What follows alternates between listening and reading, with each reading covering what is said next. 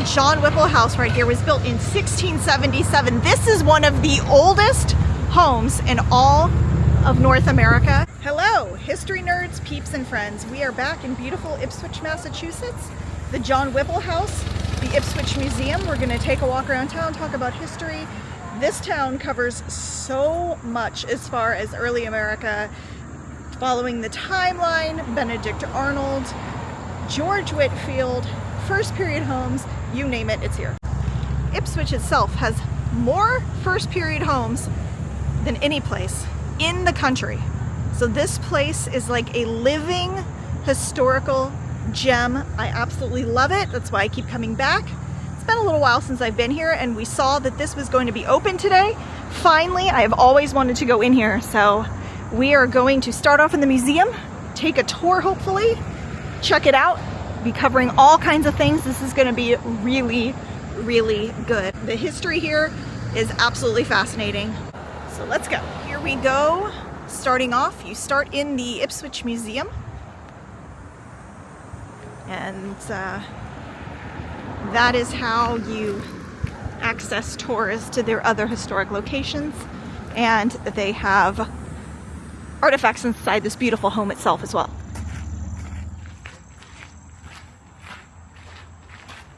Talking about the indigenous connections to the town. So we had, so the white Europeans kind of hanging out over here eventually. They were fishing in the area. So roughly around 1600s, they were coming in, interacting with the natives around this part. 1632, again, another disease came running through. This one would be smallpox. Yep. And 90% of the natives in the area died, and about 20% of the Europeans died too. Yeah. I mean, it infected everybody. And so this community of 3,000 down to 300, then down to 30 people for an entire community. That's wild. And so they couldn't really handle supporting that community. Yeah. So they, during the winter of 1632 into 1633, they left here and moved west.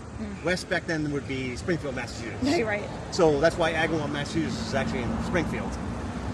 Even though this is the old Agawam. This is where the Agawam, yes, yeah. They lived.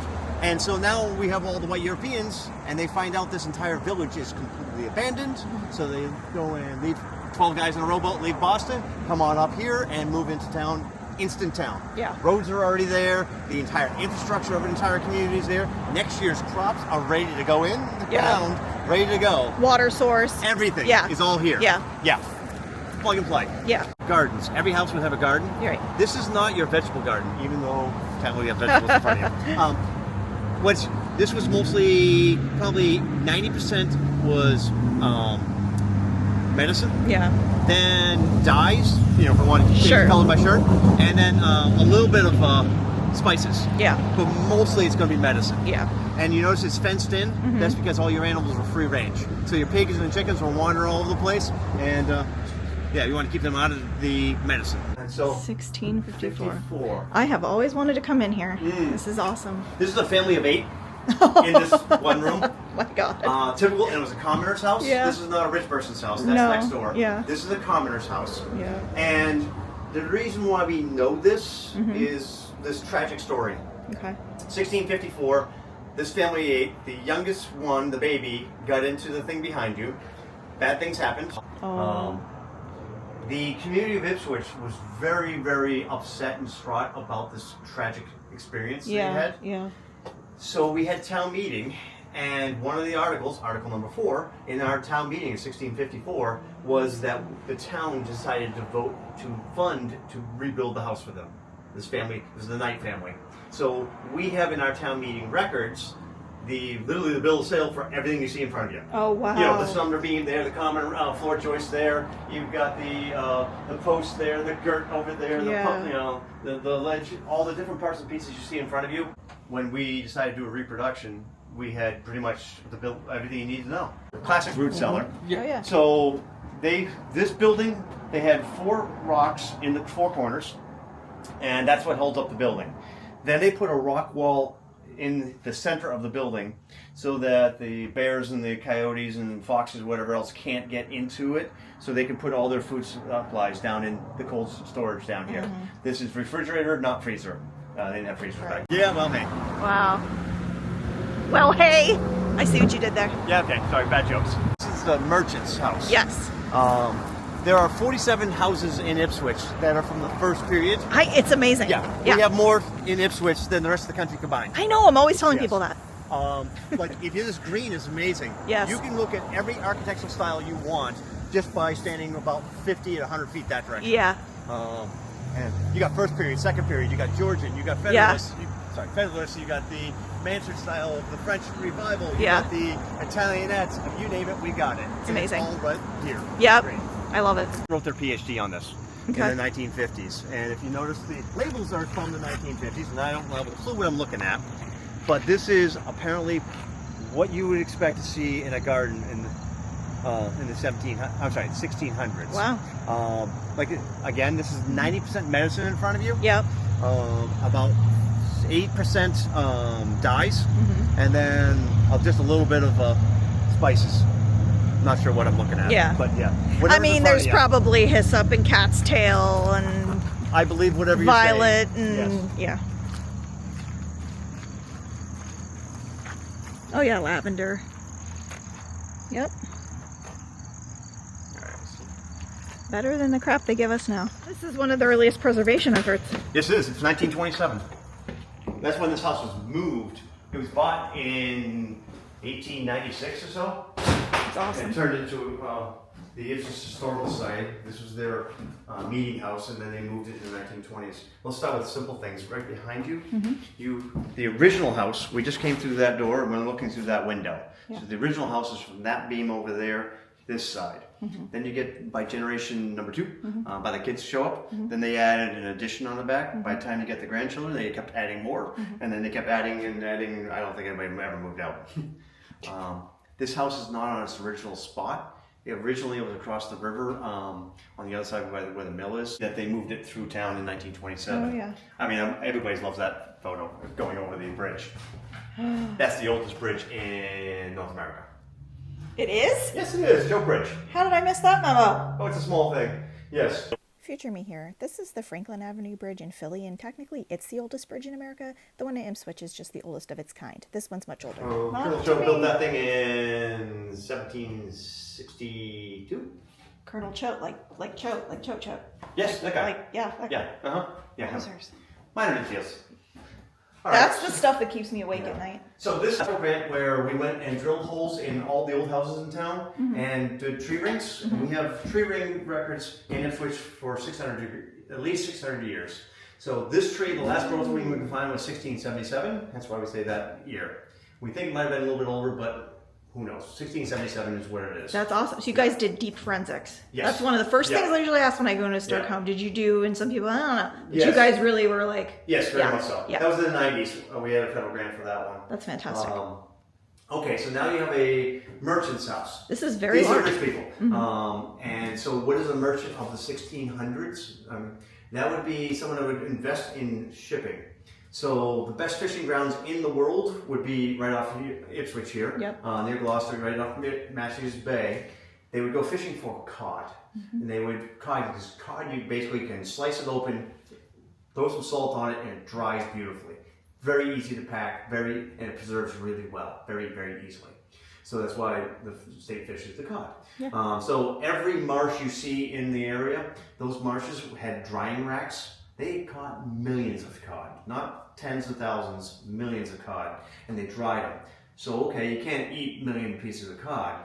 So they would package them up, put them in barrels, and they would ship them down to the Caribbean. Because that's where you had landowners that had slaves that were growing sugarcane to make molasses. And you needed a high protein food source. We were the food source to feed the slaves down there. And then we would buy the molasses and bring it back. The first rum distillery in Ipswich was right on the end of Poplar Street, right over there. That green sign at the end of that street by the green sign over there. Oh, wow. And so that's where in 1650, we had a rum distillery in town. That's crazy. So they would turn the molasses into rum, And we had it for local consumption, of course, but we couldn't drink it all. And so then they would ship the rum from here over to Europe. Yeah. And then from there, you would sell the rum there, make profit, and buy some manufactured goods. Yeah. Pewter plate. Nice pewter. My favorite spoons. We would actually eventually, by 1700, we invented things called knives and forks. Yeah. So they would go and buy these things, the glass, right, on these windows, they'd buy that and ship it back here. And then they would sell it and make a heck of a profit. 1675. Yeah, 1670. Apparently, every 10 years, the style of the pipe, the size of the hole changed in that time period. So it's easy to date pipes. Yeah. And everybody smoked back then. Yeah. Men, women, kids, everybody smoked. Man, they were drinking rum, smoking pipes. What the heck? Yeah, it's a whole different world. Cool things. That is cool. Early baby walker right there. Yeah. I don't know what I would have done without walkers for my boys. It's Castle Hill, also known as Crane's Castle. Yep. The reason why it's called Castle Hill, it was a Native American fort. So when the white Europeans came up the river, they went right by and like, hey, look, there's a fort, there's a castle up there. Yeah. Hence why it's called Castle Hill today. Okay. There's a very large spring there. That's what the natives used to use in that fort. They had the spring in that. And so they kept a watch up there 24 hours a day, 7 days a week, all year round to keep looking for raiding parties. So if somebody came raiding down the coast, if some war canoes come down the coast, they came raiding here. They would spread the alarm from there down to downtown here to let you know that somebody had come in here.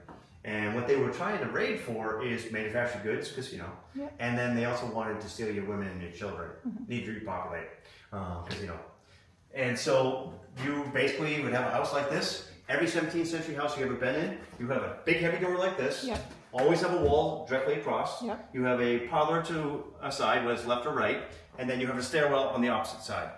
So, raiding party comes along, you open the door or let the door be opened. Yep. You take your women and children, put them upstairs. As a man, you kind of defend this space. You got a little lady crack here, and then you let them go steal stuff. It's a very large house for the time. This is huge. This is, yeah. Like I said, this is a mansion. It This is. not a small It is. person's house.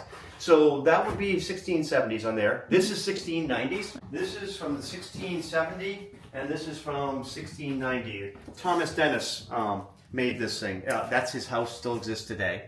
So you can see a 17th century house or a first period house is very easy to spot. Yeah. You look for the central door, windows on either side, and a big square chimney in the center. By the time you get to 1700 or so, the chimney is now on the outside two corners. Yeah. So the house next door, which is 1720, the new person in the neighborhood, that house, the chimneys are on the outside. Yeah. Then eventually they start putting the chimneys on the outside corners. By the time you get to the Federalist time period, you can see them on the outside corners. Yeah. Just how you can age different houses just by looking at chimneys. Art, furniture art. These are the two more premier pieces in the United States, actually anywhere. And then this is a Bible box. We had a historian who was wicked good at this stuff, and he decided to try his hand at making it. He wrote the book on these things. Wow, that's so cool. Yes. You guys snag it back from the Smithsonian? Early 2000s. Okay, not that long ago. Yeah. Wow. It was there about 50 years. They protected it. Yeah. Oh, if you go to another 50 feet beyond that bench is where it was. Full circle moment. There Yes, was he was just saying that there was a house that was here. Similarly, it was in the Smithsonian. And this was in the Smithsonian. The house was over here. It's now back in the Smithsonian. That means that I have seen this when I was a child. And now here I am as a young lady seeing it in Massachusetts. That's bizarre. Wow. Yep. And you spent the first night together. You sat there. Your first date was the first night you could sit there and you could sit and talk to each other, but you couldn't touch each other. It's like that scene in The Patriot. It is exactly like the 60 Patriot. Yep. It's the old stitch in time saves 9. Yep. Yeah, there it is. That's so cool. Yeah. All the rest of your family is sitting out here listening, trying to hear what they're talking about. That's incredibly awkward. Oh, God. Your grandparents, your brothers, your sisters, your parents, everybody. Talk about awkward. Yeah. That wouldn't, no. Okay. I don't like that. All right, so Joseph Hodgkins. Right. You can go to his Wikipedia page. Okay. And what's kind of neat is that he was at Bunker Hill. He was at Brooklyn Heights. He was at White Plains. He was at Fort Lee. He was at Trenton. He was at Princeton. He was at, what's the other one? Saratoga. And then eventually came back here. And if you look carefully, you'll notice that it's broken. Yeah. We're not sure when it got broken. We also noticed that it's broken up here too. Yeah. So, but yes, that is of the right time period. It's an English brown bess. Yeah. Worst gun on the planet, but you know. It's still, you can always tell what it is. What I thought was fascinating is when they said ready, aim, fire. That's what that little notch there is for the offhand. Yeah. You basically got ready, you cocked it. They said ready, you aimed, and then you had to look away and then pull the trigger. Unless you want all that Because flash and pan in your flash face. goes right in your eye, Yeah. you know, so you had to look away. Yep. Yes, and hopefully you didn't move when you pulled the trigger. And maybe you shot something in the Yeah, general it's in the general direction. Yep. Yes, the barn door might be somewhere over there. Somewhere. Yeah. That's so funny. But yes, what's kind of neat, Joseph Hodgkins, he wrote letters to his wife during the Revolution, and his wife wrote letters back and forth. Letters have survived. We have 110 of them. 3 of them are right here. Competition. There are more revolutionary power couples? I don't know about that. We don't exchange letters though. No. Text. Imagine if our text wound up in a museum. Mm-hmm. Weird. Crazy. And forth. And so most of the originals are in the PBS archives. Mm-hmm. We have a couple here at the museum. We have a bunch in the town hall. Wow. And what's kind of neat, if you read through his letters, Mm-hmm. like the day after Bunker Hill, he writes a letter to his wife that, hey, I survived the battle. So-and-so, one of the neighbors, got his head blown off and splattered me. Yeah. And if you don't mind, would you mind fixing my jacket? I got a bunch of bullet holes in my jacket.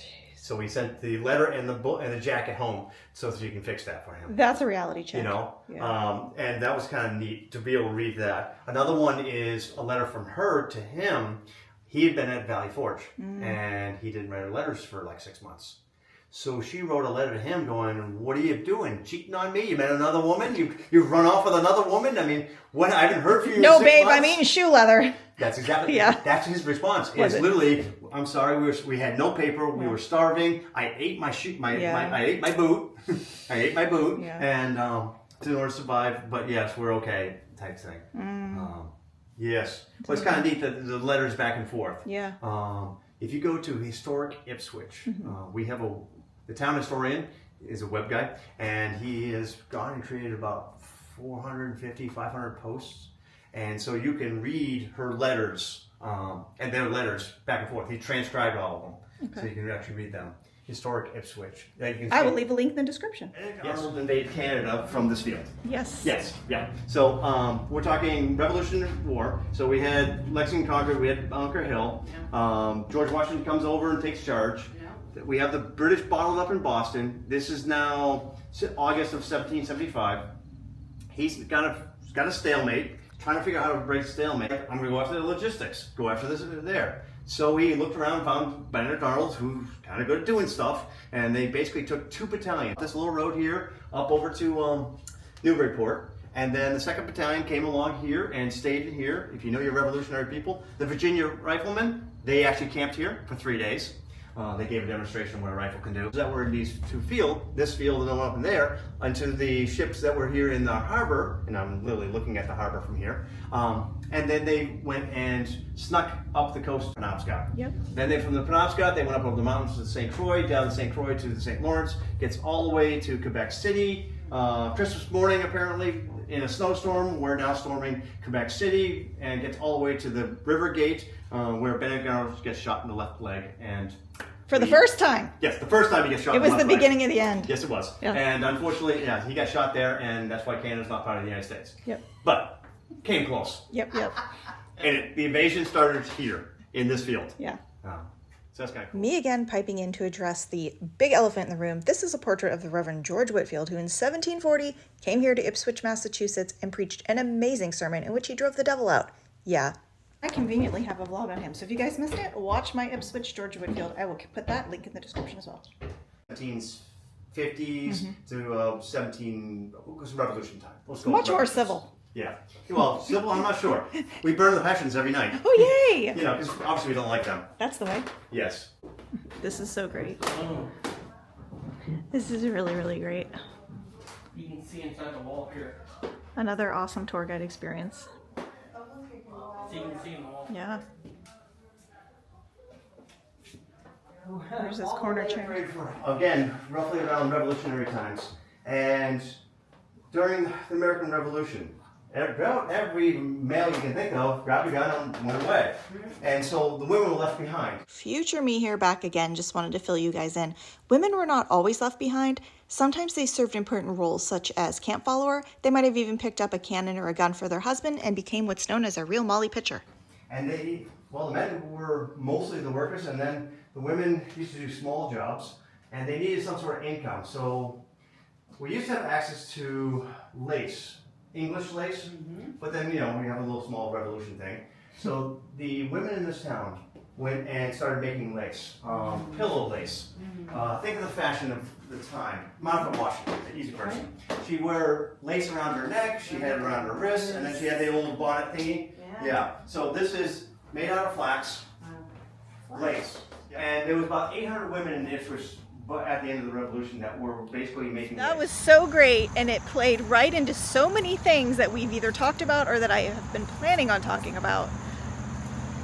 That played off so well, and our tour guide Scott was awesome. Loved his energy, his enthusiasm. He just does this as a hobby, but I'm gonna say Scott's a historian. That was awesome. Still freaked out and can't believe that I would call it like a Bombay chest style cabinet, was made here and then sat in the Smithsonian until like 2010. That means when I was a kid and all those times I went to the Smithsonian, I saw the darn thing, and now here I am living 45 minutes from where it originally is, and it's back home. That's just full circle stuff. Here's that marker for the site of the first meeting house that he was talking about. See, the South Green was established 1686 for common grazing for the training of the town's militia.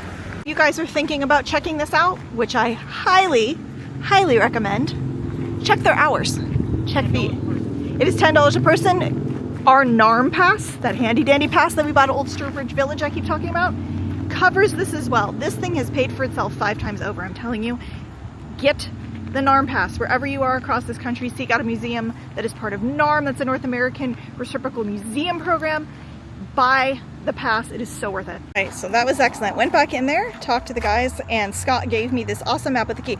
Look at all of these historic properties in town that you can walk around and see. You can't go in all of them or anything like that, but it does tell you what in the year, and there is an incredible amount from the 1600s. The whole town is like a living museum. What I want is that banner right there with George Whitefield on it. That's what I want. So we're gonna take a little walk.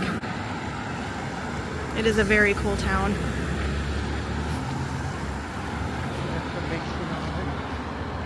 And we just went to Milford and Amherst, New Hampshire yesterday, and kind of talked about 1764, the bridge. Small town America and the common threads that they share, the greens, the meeting houses. Same scenario here. The difference here, I think, is just that it's so old, and you have not only things from the 19th century, 18th century, but things from the 17th century here as well.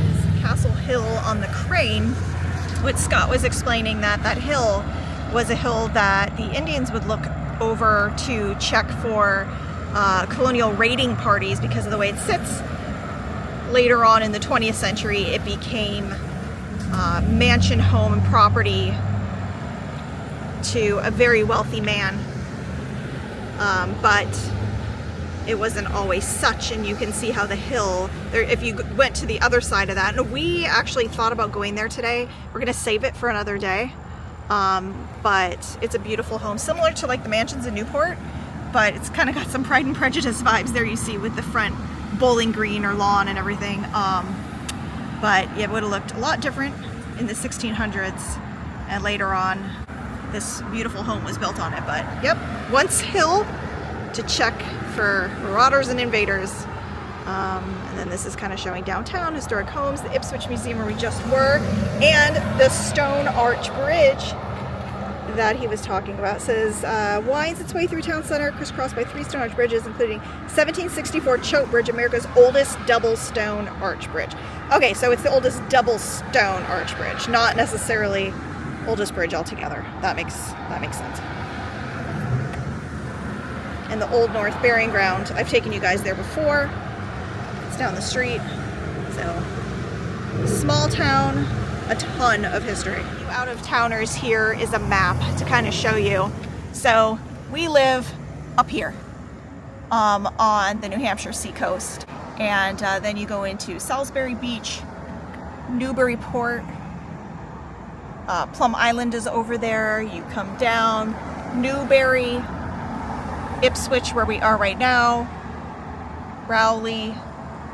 You come over here to Rockport, where I spent my birthday, Gloucester, where the Bunker Hill battle took place, Manchester by the Sea, Beverly is here, Salem, where I've taken you several times now, where we were last week. Then you would get down into Swampscott, Marblehead, and Lynn. So that is the entirety of the Mass North Shore. And very, very blessed to live so near it and spend a lot of time in it. We are thoroughly enjoying discovering it more and more. And I hope that you guys have been enjoying it as well. Oh, and Benedict Arnold and the Quebec campaign, which we are going to be talking a lot more about. We kind of brushed over it when we were in there. So he was over, it would be over here, in Cambridge, where he met up with General Washington and the troops and made the long walk, and he came from the west over here to Ipswich, where we are now, goes up to Newbury, where there is a marker where he and his troops stopped. He continues up to Maine, where we'll be going up to Augusta, eventually going all the way up through the wilds, very difficult terrain, till he got to Quebec. And that is where a very intense battle happens, tons of loss of life, and it is where Benedict Arnold first incurred one of his famous leg injuries, where he was shot at the Battle or Siege of Quebec, part of Arnold's expedition as it is known, a fascinating part of the early Revolutionary War. Thank you to Ebenezer, not Scrooge, the man who invented the lobster pot, and he was from Swampscott, Massachusetts. I'm also so grateful that they didn't mind me filming, and they were like super chill and open and excited about talking shop, and like just made it such a pleasurable, when I don't have to stress about the camera or anything, like that's really nice. So shout out to them for that as well. And yeah, there's some antique stores and little boutiques, restaurants. If you guys recall, Noah and I ate at the, I think it's called River House or Riverview restaurant, where they have pizza. It's one of David Portnoy, if you guys watch his pizza reviews. It's one of his favorites. Again, I'm starting to not trust Portnoy in his pizza reviews because it was not our favorite, but here we are on that historic Choate Bridge, 1764. It really is so beautiful. And one of my favorite murals in the world, if you recall, is down over there.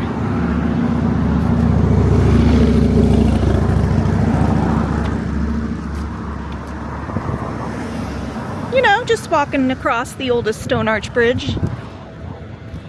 No big thing.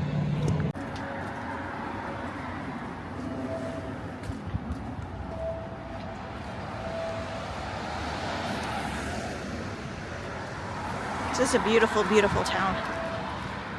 But again, you see it has a different feel. There, like I said yesterday, you know, there's a lot of cute towns in New England that all share similarities, but at the same time they all have a little bit different of a vibe. Whereas this town is very, very old. Cool, they're having like an outdoor church service thing. So listen, if you've been saved, you've been redeemed, we're going to sing that again. It says, come on my soul. George Whitefield approved. Get up and praise the Lord. What in the heck is an exploding kitten?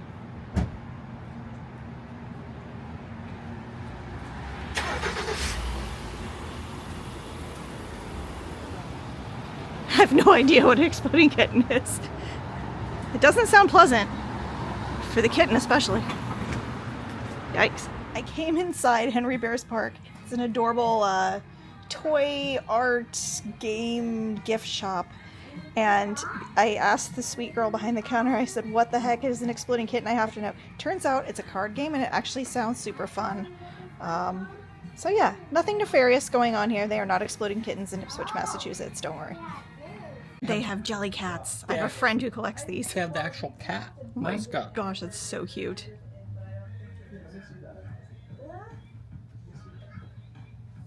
I have a friend who has like thousands of dollars worth of these things. That is so funny. It's a sad cloud. It is a sad cloud. Hey Anna, if you're watching this, you even got Caleb sucked into the jelly cats, so good job. Okay, I used to make fun of her, I have to admit. They're really cute. She should get the plant. You know, she collects the food ones. She has all the cheeses and stuff. She's gonna be like, oh my gosh, you included this in the vlog? So funny. So funny. See? You just never know what's gonna happen. I'm just relieved that they're not like exploding kittens in there. You know, honestly, I thought it was a pet shop when we first walked by it, and then I was like, okay, I think it's a kid's store, and then I thought it was something like, I don't know, my brain went a lot of places with that sign, exploding kittens. I thought it was like plushes or something that like cats came out of. I don't know. A card game makes a lot more sense than anything that I was conjuring up in my creative brain. We have to walk over and pay a visit to one of my favorite murals ever, anywhere on the face of the earth that I've ever seen. Can't come to Ipswich without taking a look at it. And by the way, this was a sock factory. Socks are important.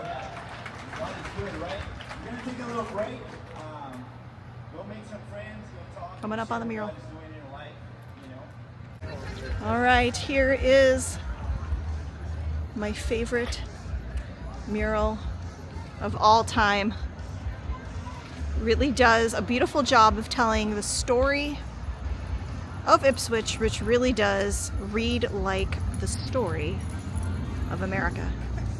So many little hidden Easter eggs, but look at that up there. Do you see what I see? There is the Reverend Whitefield driving the devil out of Ipswich.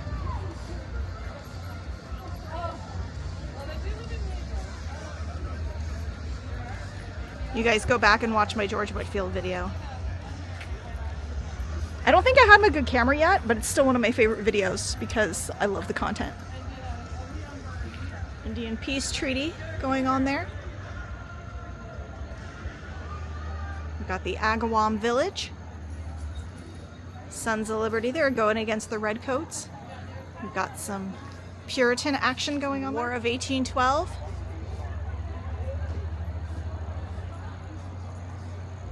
Going into the Civil War. Here again is that handy dandy key to the mural. There's so much to look at it on this thing. I just absolutely love it.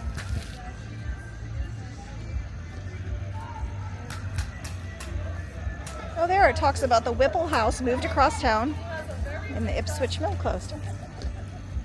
The Whipple House, of course, is where we just were.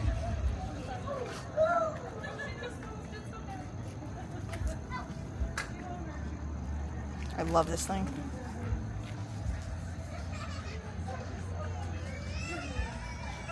There again is said bridge. Oldest twin stone arched bridge in America. Would you look at that? Beautiful. And again, of course, we talk about civilizations built up around waterways. And you can definitely see where this place, you know, he was saying that it was an Agawam village, large, 500 people at its most, they think, before European settlers came. And then it went through a lot of different changes. But you can still see all the remnants of the past. Very much alive here in this beautiful, beautiful place.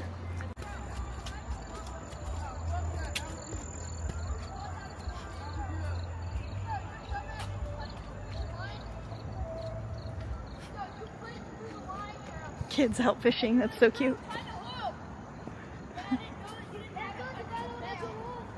Oh, there's a big birds out there.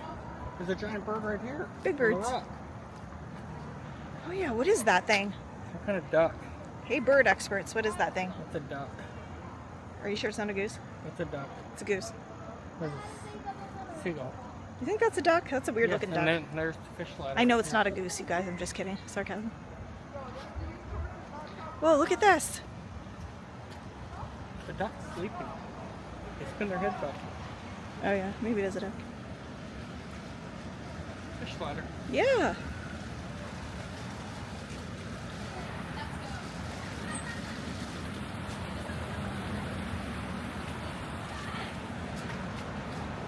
The Ipswich River and Upper Falls. Talking about, like I said, the civilization built around the water, the factories. There was shoe factories, sock factories, other kinds of woolen items. Oh, by the way, the house, that is the museum that we were in where we started our tour. We'll come back to that at some point. I don't think I finished telling you guys. But that was the home of a very wealthy merchant. And he was involved in the early trade with China. Tea, things like that. So pretty interesting stuff. Again, a little bit of everything here. It was an awesome shortcut. And it puts us right where we need to be, kind of back where we started.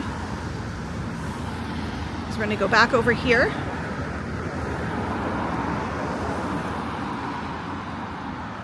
Look at this place.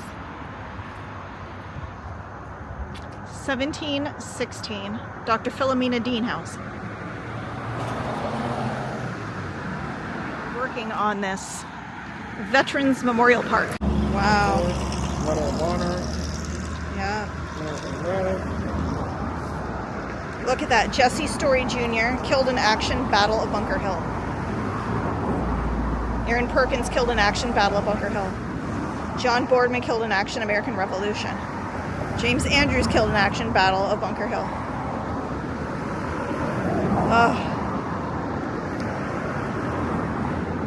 William Gray, Civil War, killed in action.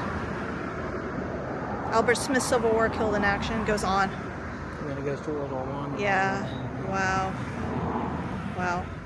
Thank you so much for watching, you guys. I hope that you really enjoyed our return visit to beautiful Ipswich, Massachusetts, a place that I definitely do recommend coming to visit. And again, we have a very busy couple of months ahead, so I'm looking forward to many more adventures with you guys. Thank you so much for watching. Hey, I always really appreciate if you guys would do me a favor, like, share, and if you haven't subscribed yet, go ahead and do it so you don't miss any of the exciting stuff that is coming up. And remember, I'm also on Instagram at @that_historychick, on Facebook at @thathistorychick, and right here on YouTube at @thathistorychick with more exciting content from the 17th century and beyond. We will see you very soon. Take care. Bye.